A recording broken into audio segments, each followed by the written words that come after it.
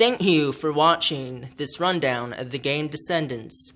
I hope that one day in the future you may sit down and be able to slay the boss Igneous for your ancestors. Good night. Besides melee weapons, there are also ranged items, where as you can see here, it has a number listed after it.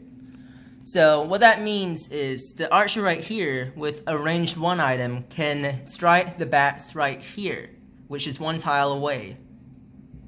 If the bats were to die, then they would drop the associated rewards for the party to use, in this case, 2 common items.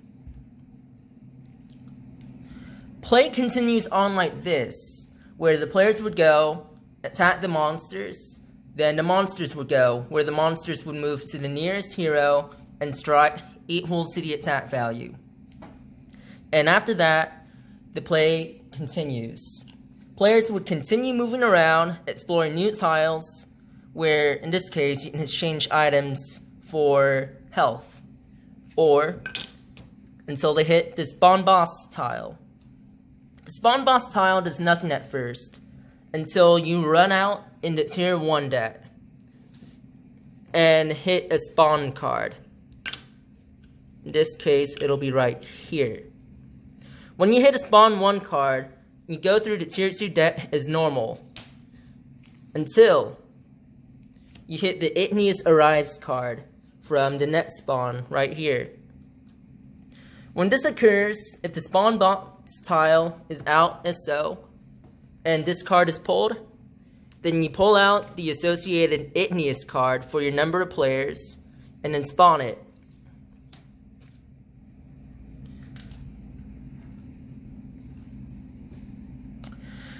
After that, the Igneous boss can play, which after the monsters have attacked, the Igneous card will first move to the nearest hero, equal to the number of spaces he has, then pull out a card from his attack deck and complete the action if possible.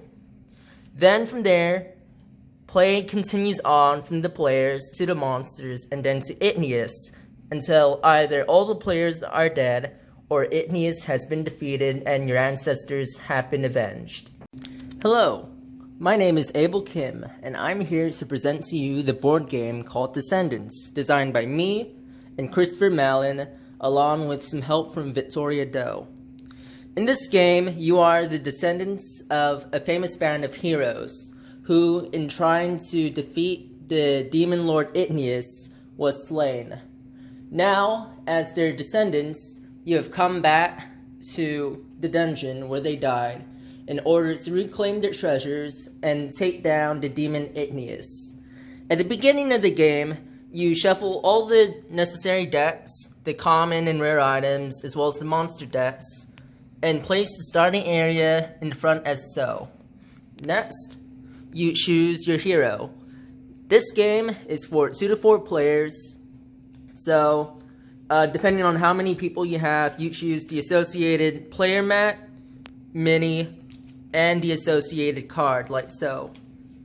In this rundown, we'll just assume it's a 4-player game.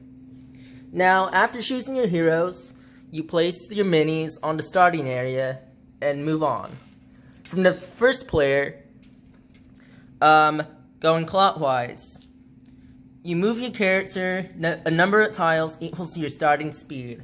Once you open up a new tile, your movement ends.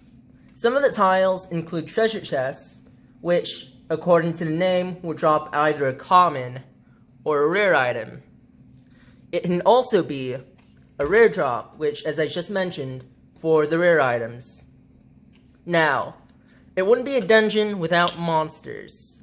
So when a character moves into an area with a monster in it, then we pull out any cards from the tier 1 monster decks, or if there are none, then from the tier 2. Now, as you can see, the monster that was spawned here are bats. So, we would spawn the bat there, and once all the players have finished moving, combat will start.